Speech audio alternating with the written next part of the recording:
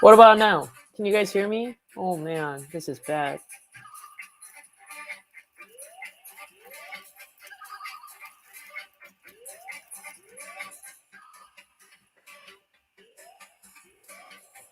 What's up, everyone? Okay, let's do this again. It's like 4 minutes in, but I'm having microphone challenges, and it's bad, guys. This is why. All right, awesome. All right, let's do that again. Welcome. Let me just quickly do a roll call here. Thanks for tuning in, everyone. 안녕하세요 too. Thanks, Hawaii Factory. Wilbert, what's up? How's it going? We got a full pack agenda today. We got a giveaway for Dibbs Frac Pack. It's basically, think of it as a card pack. We're gonna give that out today, maybe to lucky 2 to 3 people. And then we will also talk about the card market, and then answer any other questions you might have. Let me just first start off with the card market piece. Man, I don't know what you guys have been collecting past few weeks, but obviously I've been heavy into F1 right now. And I'm actually trading some of my basketball cards for it, which is, some might think that that's a little bit too risky, but that's the risk I'm willing to take right now. It's a market that's very young and immature, so I think there will be volatility in that case. But aside from that, sort of the print run side of things, demand side of things, and market opportunity side of things is looking pretty good in my opinion. So going a little bit deeper there, we went to the Vegas show. We still haven't rolled out our Vegas video, but that should be coming out soon. I mean, didn't do too many deals, but just really met a lot of cool people. Vegas takeaway for me, this was a week before Dallas, so it was very, the general atmosphere was that people were getting ready for Dallas at Vegas in a sense. I mean, for the people that actually showed up. I mean, it was crazy because, like, let's say there were 100 dealers first day, there was like 70 dealers second day because, I mean, Vegas, it's Vegas, right? Like people came from like out of town, out of state, and so they want to like party, they want to like gamble, they want to go watch shows. There was a lot of distraction. So the show itself, I would give it like a B-, to be honest. There just wasn't that much foot traffic as much as we all anticipated. And then two, like just so much distraction and places to spend money on.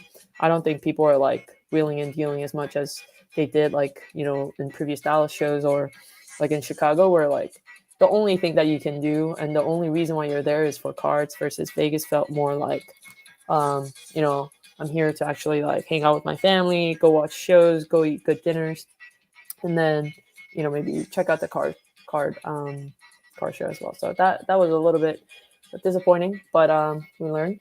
But in general, the theme of the card show was that it was Herbert everywhere. What else? In the football land, Herbert's, Mahomes were moving. And then I think, Mahomes was being thrown out. Just crazy. Like, Mahomes was, like, his Prism rookie cards, with the 2017 one, right? The Error Silver PSA Otherworld, like, they were going for some crazy money last year around this time, but yeah, people don't like him anymore apparently because he's not doing well this season. What else was there? Definitely basketball.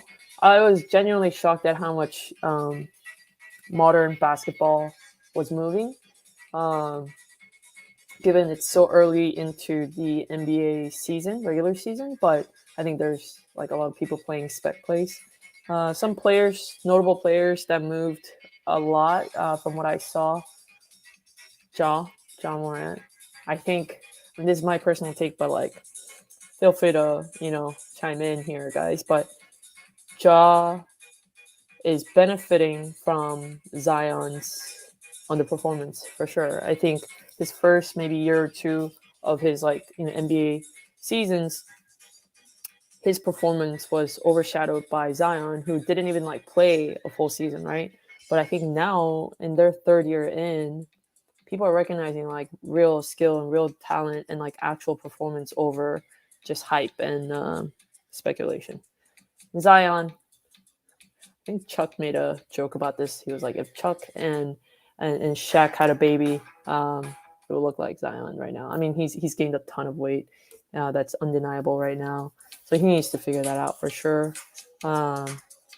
But those were some young guys that I saw moving, but they weren't like base cards. I would say some of the cards that I saw were being moved were like colors, autos, and things like that. I don't think the base market is like completely done, to be honest. But you really have to look at the pop count. So how many cards of that grade is out there right now, and make a smart decision on what kind of cards you choose to invest in.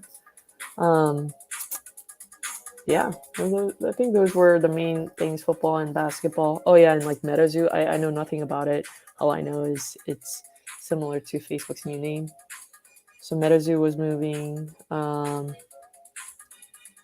Soccer, obviously. I think in that full room of conference room, we, saw that there were maybe like 15 soccer people, and we all, knew each other, which was really cool.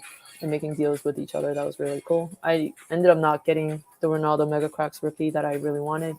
It was out of my price range, but a lot of card movement in the soccer world as well, like Pele's, Messi's, Ronaldo's, things like that. But yeah, overall, I set up at the Vegas show, second time setting up, and I would not do it again, to be honest. It's a little bit too much for me. All right, so that's it for Vegas roundup. Dallas, let's talk Dallas, right? I haven't gone to Dallas since May, so it's been a while. But I had a lot of friends and acquaintances that made it out there, which was good. Got some good feedback. Got some good, people to respond back and say like what was good about the show. But I mean, overall, the sentiment I think was that Dallas was incredible. A lot of cards being traded. And I think that's the trend we've seen since actually May, right? So after the run he had until like late January, early February, prices going back down, and then a little bit of a scare in April or so, like starting April or May, a little bit of a scare into the market. Saw some correction, and yeah, since then I think there's way more trade deals than like straight cash. And I think that is indicative of a couple of things, but one most likely is that there's not sort of like this explosive growth in new collectors as we saw in 2020. Like when you walk down the floor in 2020, a lot of people were into this hobby less than 6 months. I mean, they were all into the sports that they collect for a long time, and they collected as maybe as a kid, but like kind of coming back as an adult. People were like all less than a year old in a sense in the collection. But now I think a little bit more mature, audience. You go to shows, you ask people, oh, I started collecting in 2020, which is me. Oh, 2021, earlier in the year, things like that. You don't see too many people who are like, I just got into this, except F1. F1 is very unique. It's a unique ball, unique, market. So yeah, Dallas, I heard, was a lot of trades, a lot of good trades happening. And it also helped, or maybe didn't help for some people, that both PWCC and Golden Auctions ended the weekend before Dallas, and then Alt Auction ended the weekend in Dallas. And I'm actually making a video right now on those three auction houses. So, be on the lookout. It'll be a really, really interesting one. It'll be based on the October auctions that have happened and some of the, findings that I found interesting and juicy. So I'll share that with you guys hopefully soon. What's up, Loco Card? Always tuning in to these lives. Really, really appreciate it. Yeah, it's kind of crazy. Like, I have so much respect for people who do this, like 40 to 50 weeks a year. I mean, you're giving up your weekends, obviously. But not only that, when you're at the show, like, first of all, like you don't get to really eat. The show setup starts at like 8 to 8:30, and then the show ends around 6. And you gotta like tear it down and then prep for the next day. And don't even get me started about like the prep work before going into the show. You don't just go in with like just your card and just show up and like put it out. You have to like price them out. You have to look at comps and things like that. And then if you're selling raw cards, you have to like organize them. I realized that like I'm just not like I'm not cut out for it, definitely. So yeah, it's super exhausting. And then you have like really like valuable items that you take with you to these shows, and like you have to pee, right? Like I had to pee so bad, but I don't want to leave my cards just like leaving, like there and then just walk away. So I have to like wait until my friend gets to the show, ask for a cover while I go pee. It's not for me. And then you don't get to sit down, because if you sit down, as a dealer, like people who come by, they're gonna like think that you're not working hard, you're like slacking off. So it's overall exhausting, so like both days I set up in Vegas, 2 days, both days I would just like go set up, be standing up and like not eating or not drinking for like 12 hours. And then I would just come back to the hotel, grab a bite, and then just like pass out. Like I don't even like get ready for bed. It was just like pass out. You know what I mean? Yeah. So I mean, I told this to my friends there. Again, it's like I don't think I'm going to set up again. The only reason why I set up at the Vegas show was because one of my neighbor, really good friend, asked me if I wanted to table with him. So I was like, why not? I have some cards I want to move, but man, never again. I don't know how you guys do it. All right, Loco says, do you think that there's also fear of putting additional cash into the market at this point? Yeah, I mean, there's always this fear that the market is unstable. It's so high. It's unpredictable, and it's a very high risk market, in my opinion, right? Like this space of alternative assets, it's not your 401k. You know what I mean? You don't put it in it and thinking that there's like assurance that the money will still be there tomorrow. I think there's some risk attached to it. Therefore, there's always going to be fear of putting additional cash in, versus like this is a hypothesis that many of us have, and I'm sure you guys do too. Is the fact that like there was that whole stimulus check, right, in 2020, 2021. Did that really fuel this purchase? And at first I was a little bit doubtful. Like I was like, like why would people getting these checks because of their unemployment use their money on cards when they use it for rent and necessities? But I think I was too naive in thinking that. So one data point for that, and this is not card related, but a similar sort of like in the line of luxury goods, or like in the lines of unnecessary purchases. So you guys know Rodeo Drive in Los Angeles. It's like one of the major streets where like you can shop like designer brands. Like you can't like miss it. Like, and they have every designer store and brand that you can think about. So during the pandemic, right? So like summer of 2020 to maybe like summer of this year is when the stimulus check ended. So essentially when the stimulus checks were active, like you saw so many people like there who, maybe not usually there, right? Like on a normal cadence, like I've never seen Louis Vuitton have a line outside of like Honolulu or Hawaii, because Hawaii gets like special pricing. They're considered like Pacific. So like they get different pricing than like North America. So I've seen lines there, but like unless there's like a big drop or something that day, never see lines. But man, like if you drove by Rodeo Drive in Beverly Hills during the thick of it, like you would see like lines after lines, like Jimmy Choo, like MCM, is it? Like you see so many lines, and guess what? You don't see that anymore, actually. And so the hypothesis that these stimulus checks actually did make it into these, sort of unnecessary purchases, I'm buying into it now. And so, yeah, I do think that there was that kind of like inorganic cash being pumped into the market from stimulus checks, if that makes sense. Let's see. Oh yeah, and yeah, for that Hawaii example, yeah, for sure, less sales tax than California. I mean, it's ridiculous here in California. Yeah, Kevrovsky, I 100% agree with you. Like, we definitely do see a trend here. I'm not gonna lie. Like, you know, you don't want to believe it. You think that it's just like a mere coincidence or whatever. But like crypto and and actually, I think crypto is more closely tied to um, the card market. Stock, you know, it's such a mature market. It's probably 99% owned by people who don't, you know, play with cards. But anyways, yeah, like when you see, for example, Solana popping the last few days, like people just go crazy on breaks. I mean, I see it, you know, and then I'm sure the auction houses feel it as well when on the weekend that they're, you know, ending their auctions. Um,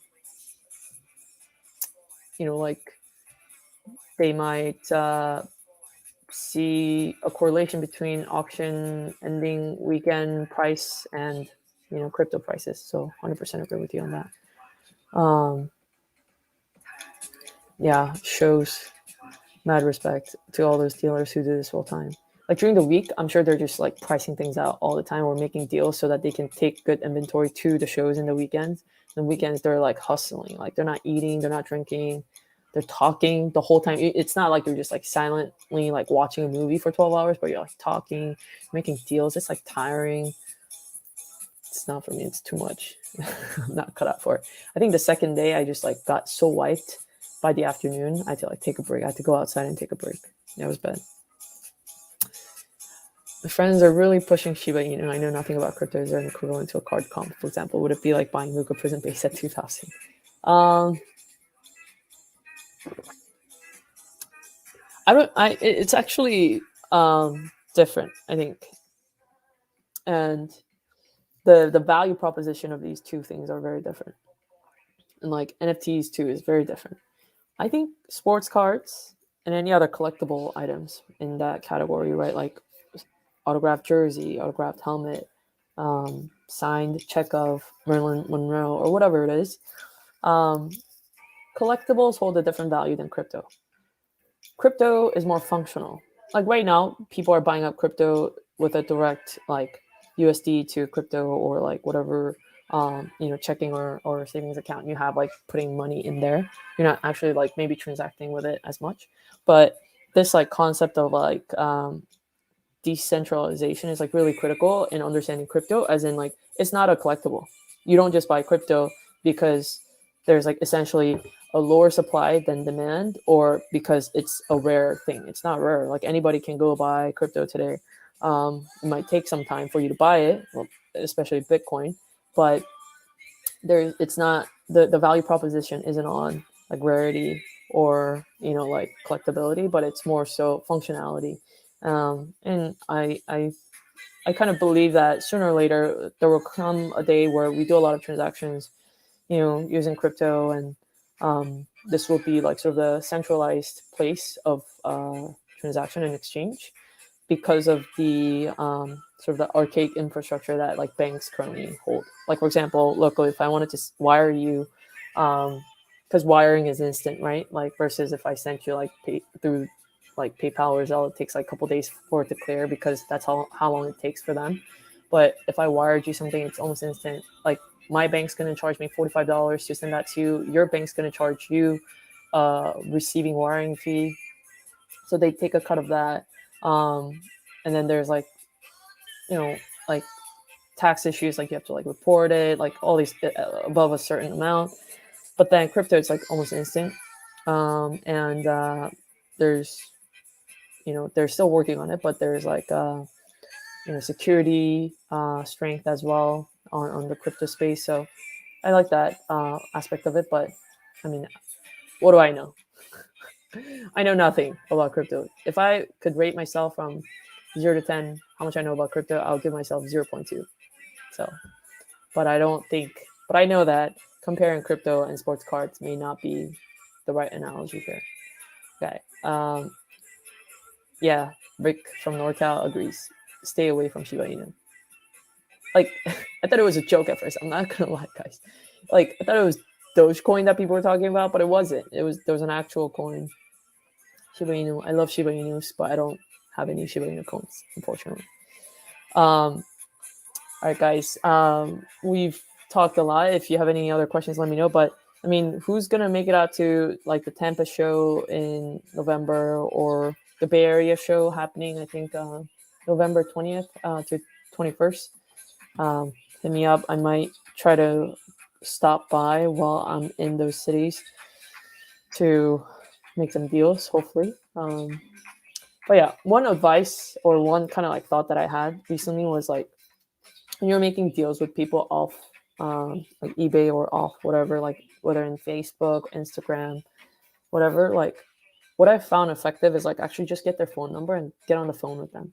If you can't meet them in person because you're like not in the same city or because you're not free on a certain time, just get on the phone and like talk to them. I found that really helpful as a buyer and a seller because you get to actually have a conversation, hear out like the deal proposal better, and it feels like there's more effort there versus like typing out like, hey, I want this card, here are the cards up for trade. It feels more transactional. I mean, at the end of the day, all these sales are transactional, but getting on the phone, talking to them, just feels more like this is a relationship that will go beyond just like this deal. So I found that really helpful.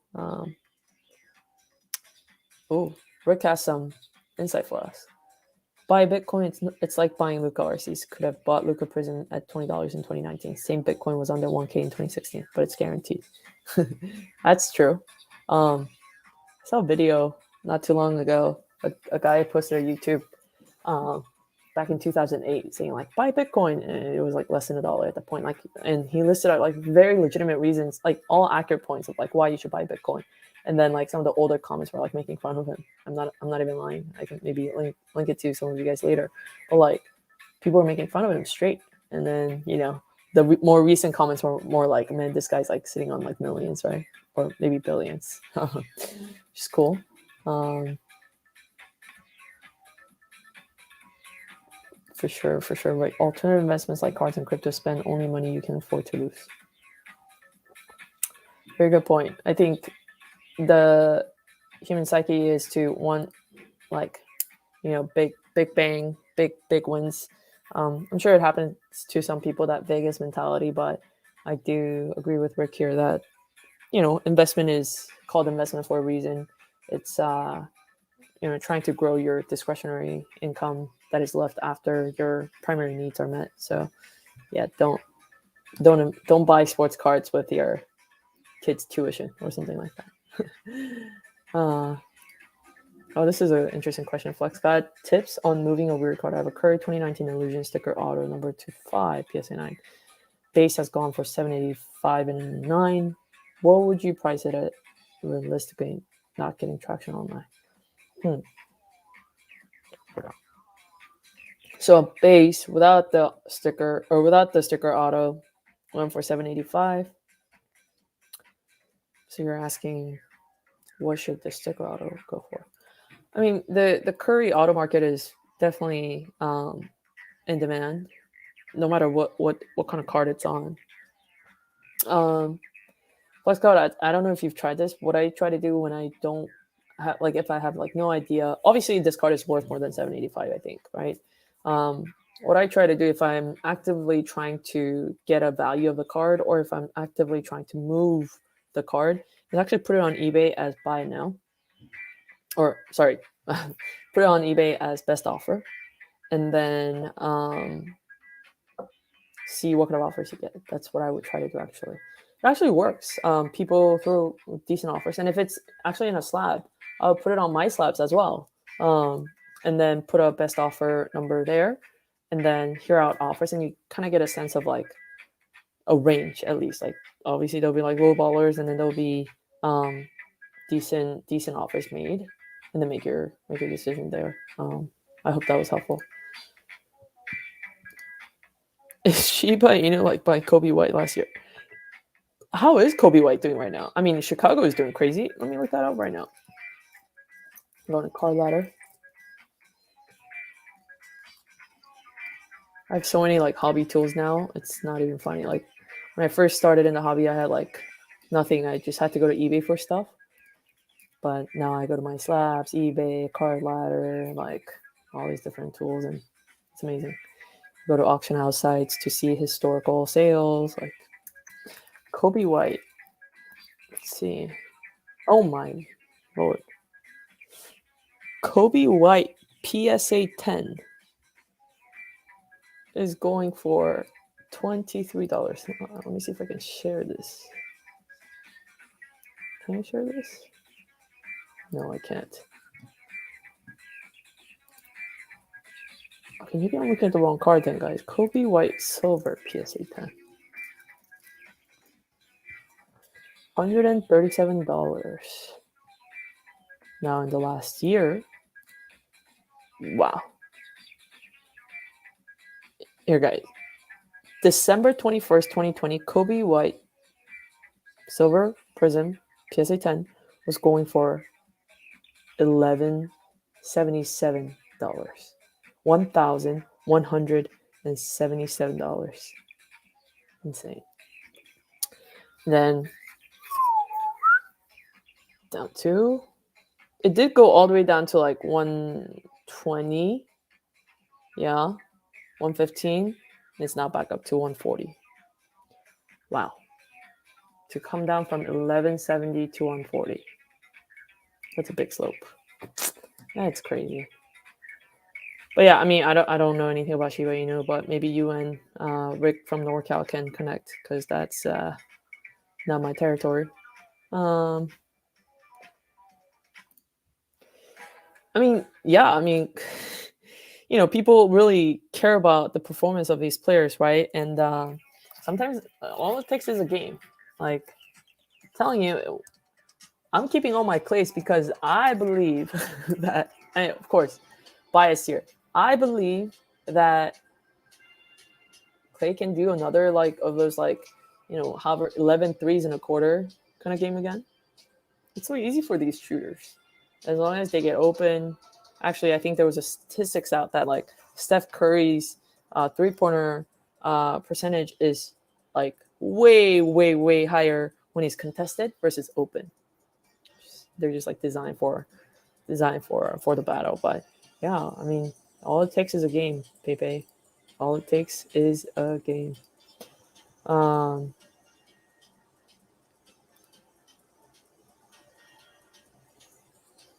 mean, maybe he played short minutes there. Not sure.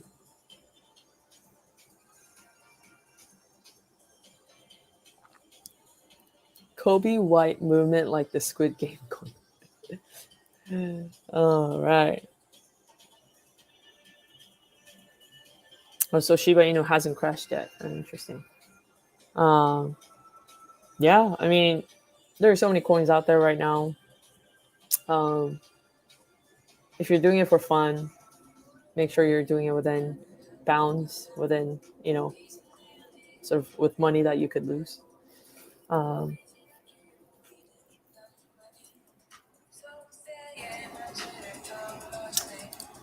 All right, guys. What else? Grading. I've been grading some cards. It's rough. It's been rough. I think PSA is definitely cracking down. BGS, if you want to hear my honest opinion, is not my favorite grader right now, because I don't know. I just feel like they're giving out too many good grades, if that makes sense. Yeah.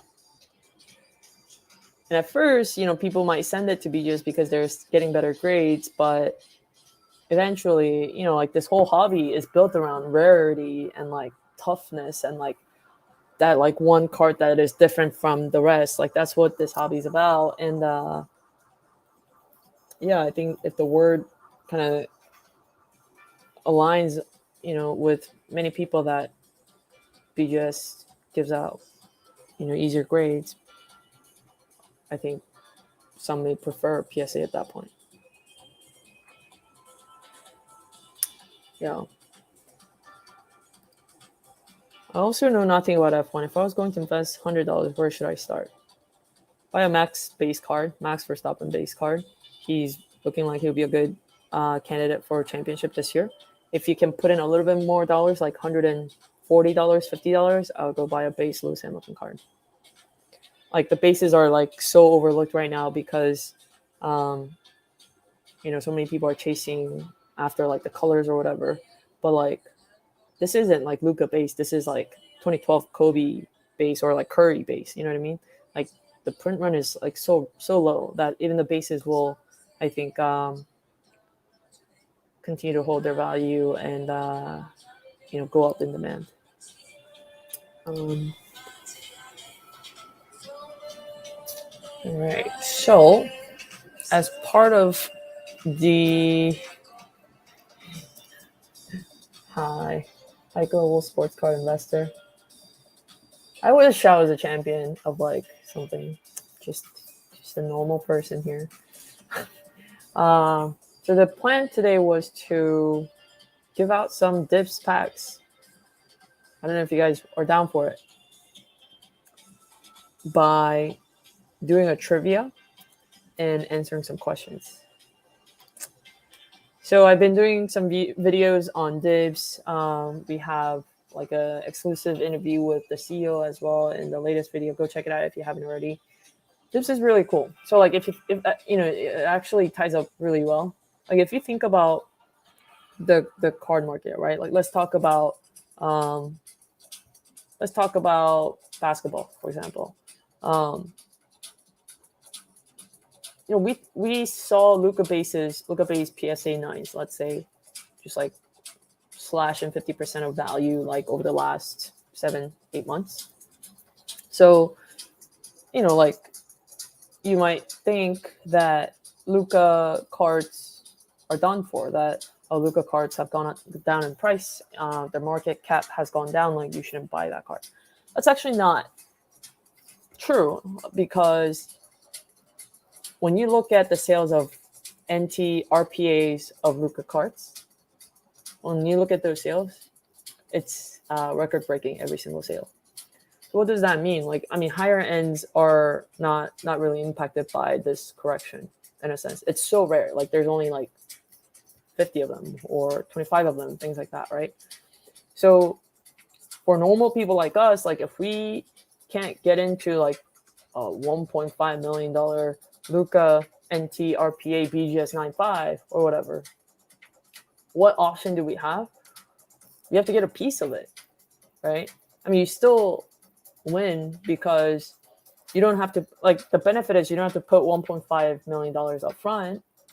I don't have that much cash, but you also win in a sense that if the card goes up to 2 million, right, or something, you still see an increase in your share, if that makes sense. So like the point is, don't shy away. Like don't like automatically put up a wall when you see these amazing platforms that try to bring benefit to us. And I say this like because I've gotten so many responses saying like digitalizing something physical, that's like terrifying. Yeah, I mean, I understand it's like a change for sure, but like think about the benefit, guys. Like I can't go buy a Kobe Bryant limited logos like tomorrow. I can't. Like I don't have that money, but I can buy 2% of it, 3% of it through platforms like this, and then see, let's say 2% was like, I don't know, $400, but then a year from now it grows to $800, like because the card doubled in price. Like that's how you win. You know what I'm saying? Like, so it's a great opportunity, and this is really unique because we really like them here in our team because they're built on blockchain technology. So it's not like it's on, some of the other fractional platforms do it a little bit differently, but it's like they're very straight up. They use the latest technology, and then the cards that they sell on their website, if I'm not wrong, majority of it is like basically a collector selling it. It's not like they like sell the card then they profit off of it. It's not. It's like another person like us put their card on there and say like, hey, I'm gonna open this up for basically different shares, and then you go buy into it. It's almost like, think of it like your friend says like, hey, let's pick out a card here that's not F1. Oh God, they're all F1. I'm sorry. Here, I have a Mookie Betts refractor. Let's say whatever, right? Like I have this card, guys, but I need some cash. But I don't want to sell the entire card away. So what I'm going to do is like, break this into like, 12 different pieces. Each of you can buy it at, let's say market value is like, $12. Each of you can buy a piece of it for $1. Cool. And then you sign, I guess you're not even really signing anything because it's on the blockchain. And then let's say this card goes up to, $24 and you're like, hey, actually, like I want to sell my share of this and get something else. You sell it, get your, gain, and then you go buy something else with it. So it's like the idea is like actually really cool if you think about it. So try not to shy away from it completely because of the digital aspect of things.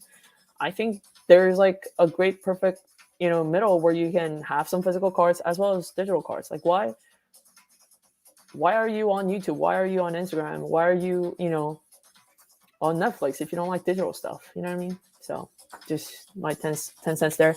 Let me answer a few more questions before we do the giveaway. I know we have been on this live for quite a bit now. Loco says, that's a great point regarding base. It seems like there's a lot of backlash toward base again. Yeah.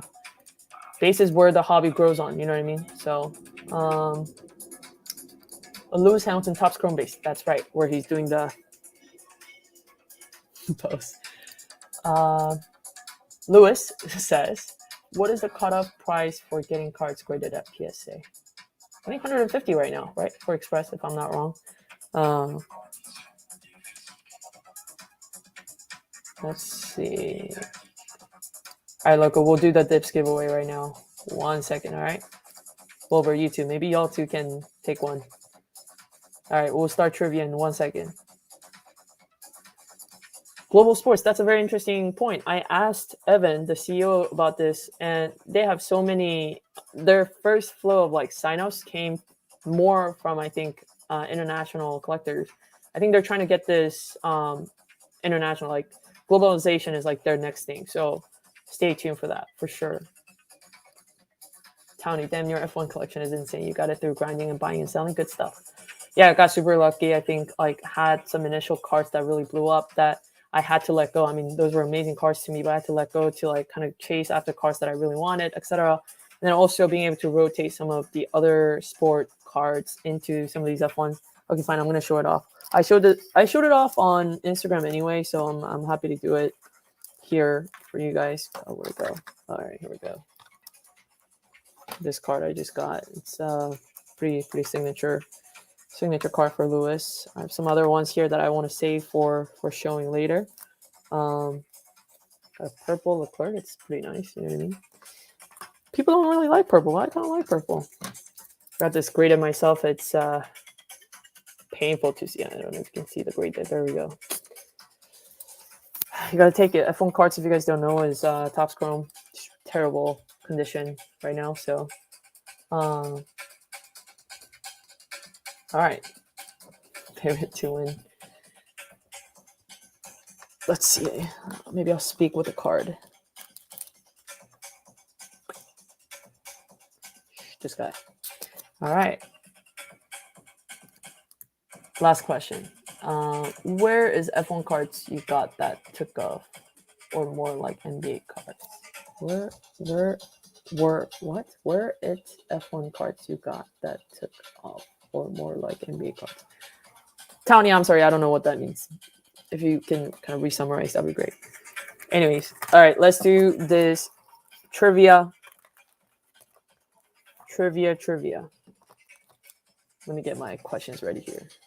Pull it up.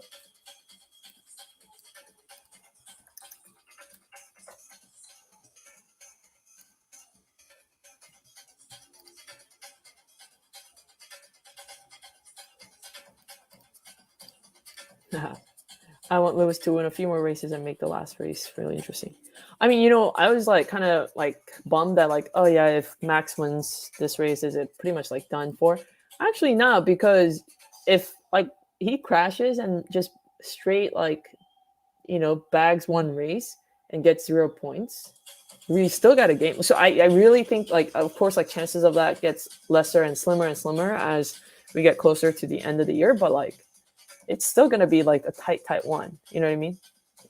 So something to look up for there. All right. Oh, okay, Tony, I get you now. You said I got lucky. Some cards took off and had to sell. Were F1 cards or NBA cards? I get what you mean. They were F1 cards. Basically, I got some F1 cards earlier. Not even that early, like around national time. And then and opened a lot of boxes at $700 each, which at the time I thought was extremely expensive. But now they're $2,000, something like that. But I had to use those pieces as trades, even though I really like them, to get to other F1 cards. I mostly bought F1 cards, yeah. Yeah, that was really intense. I mean, the video, I think, was like 15 minutes, but it was more like a 3-hour thing, maybe 2-hour thing. I mean, we were definitely sweating all in that room. It was so hot in there, and like there were so many people trying to, play mediator for us, because I was just like thinking a lot. I wasn't making a lot of like conversations, or I was just doing a lot of math, thinking through different scenarios in my head. And so a lot of people like came into the room and tried to, mediate for us, which is amazing. I'm really thankful for that. Because we might have been in that room for more than 6 hours, who knows? But yeah, it was great. Thanks for watching. Yeah, I mean, it's one of those things, right? Like when it seems like not many people, because the boxes were around 500 to 700. No, not even before 7. Yeah, I remember I was ripping it at Burbank, which is a store, so they overcharge you for it, and they have to. They got rent to pay, they got employees to pay. But like, I was breaking it 500 in the store. I was the only one doing it. Like, no one was watching me doing it. Like, I was pulling like color track tags. I was pulling Hamiltons. They're like, oh, what is that? Like, is that a NASCAR? That's what they were saying. I'm telling you. And so you felt stupid opening it, but like, you love it, so you just do it, And I definitely wish I broke like 5 more cases at 500, obviously. But at the time, it's like, it truly was just like, okay, this is something I like, so I'm just going to do it. It's not really for money. But then when that turns into money, you feel pretty good about it, No, actually, they don't have it every Friday, I don't think, but they have like on average like once every month or two. It's really tough for the team. Like, they're there all day, and then they have to stay until midnight to kind of like moderate and like organize these things. It's a lot of work. I'm sure. So, I mean, I hope there's more trade nights that happen at Bourbon. All right, let's get on with it. Let's get to this giveaway. So we will give away 3 Dibbs packs, Frac Packs. I'm gonna say the question. This is how we're gonna play. We've never done trivia here before, so I'm gonna give the question, and then the first person to comment gets the pack.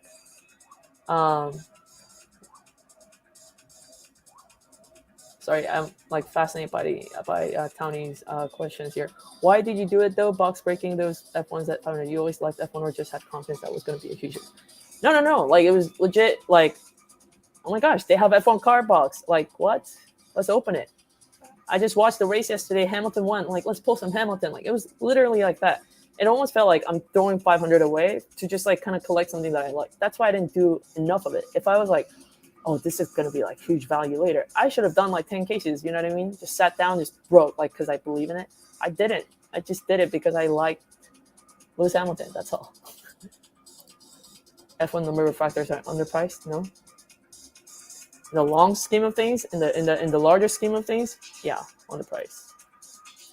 But you're talking to someone who's like crazy over it. So ask somebody else like at a show, they probably think I'm crazy, right? Okay. So we're going to do 3 questions for this trivia. Whoever answers first and you get it right, I'll point it out. And then, how do I give the code? If you're on Instagram, DM me. If you're not on Instagram, somehow get in touch with me. Like, give me your cell phone number or something like that. I'll give you the Frac Pack code. Okay? All right. First question.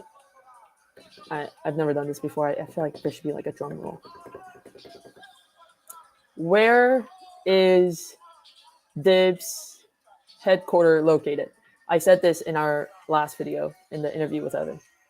Where is Dibbs headquarters located? Anyone?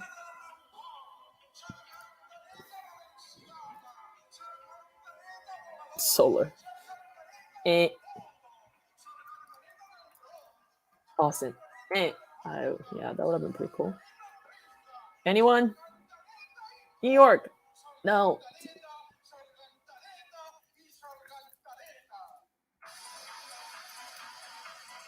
Hey, no, actually.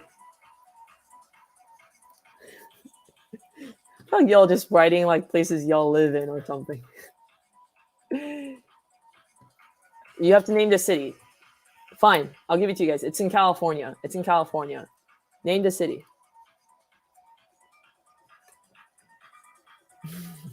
Hawaii.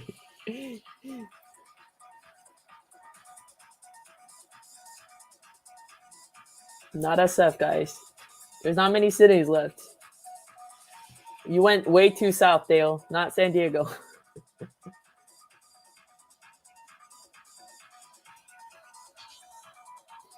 Too north. Too north. Oakland and Sacramento, way too north. Oh, man. Maybe by now I would just go watch the video. Orange County, decently close. Yes, you're getting close, Tony. Irvine. Oh, pretty close. Oh, Loco is getting real close now. Keep coming. Keep going through the water.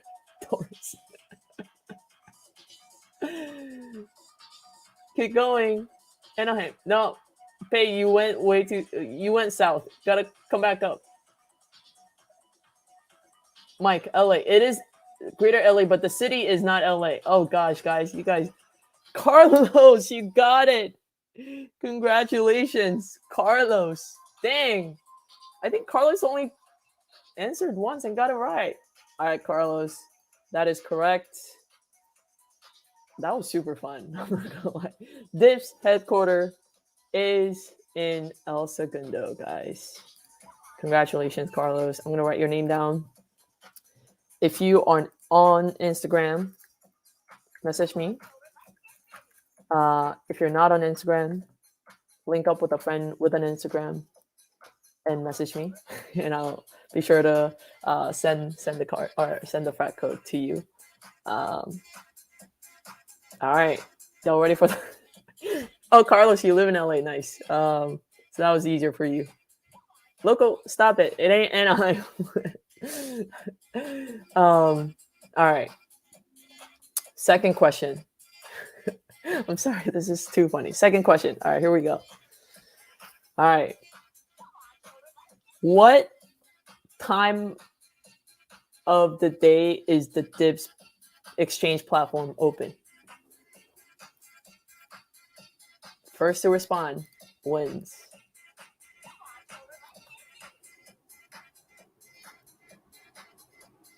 Anyone? At what times of the day is the Dibbs exchange platform open? Midnight. Mike got it. Mike. The Earth Mike. That's such a generic name, Mike. You gotta DM me your handle, okay? Like, I can't find you like that, okay? All right, guys. Mike won. Stop it with the 8 a.m.s and 9 to 4s.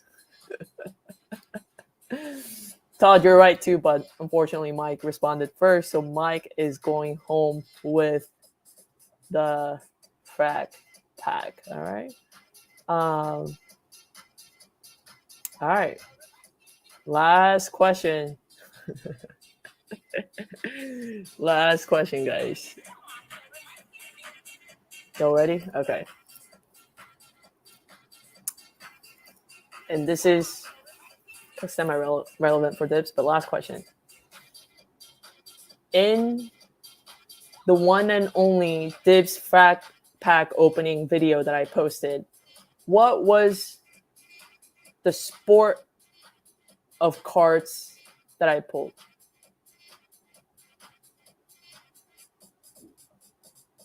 Does that make sense? In the last and only Frac Pack opening video I have. Oh, you guys got it. Kev. Good job, Kev. Wow, was that easy? I thought that would be pretty hard. You guys have good memories. Let's go. Kev, finally. Got it. Congrats, Kev. Broski. Please message me just message me on Instagram. I'll be able to help you from there. But basically, these Frac Packs are in the values of like, between $10 to $20, I think, of value, like current day value of cards in there. You get to open it. They like mystery pack it. It's really cool. I mean, the only cards that I've seen on Dibbs platform so far, they're like extremely higher end, like no bases, that I've seen so far. So it's really great. Hope you guys get to test it out and share some feedback back to me. Guys, was that fun or what? I had a blast. Maybe because I know the answers and I was just kind of like enjoying the moment. I don't know. But anyways, maybe we'll do more trivia moving forward. Who knows? Anyways.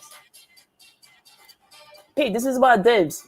I'm giving away Dibbs Frac Pack. Why would I do F1 trivia questions? We can do F1 trivia all day. All day. Maybe we'll do a different live for that. Gosh. But I wouldn't get it. You have to do some questions so I can answer. But anyways, thanks for participating, everyone. Thanks for tuning in, everyone. Thanks for helping me through the microphone technical challenges in the beginning. And by the way, guys, we are like 150 people away, or 150 subscribers away from 5,000 subscribers. I know that's like huge. I would have never thought that we would be here right now. Not even gonna lie. But anyways, thank you so much. Those winners, Carlos, Mike, and Kev, message me on Instagram. If you don't have Instagram, link up with your buddies, message me, and I'll get you those frac codes. All right, guys. Until next time. Bye.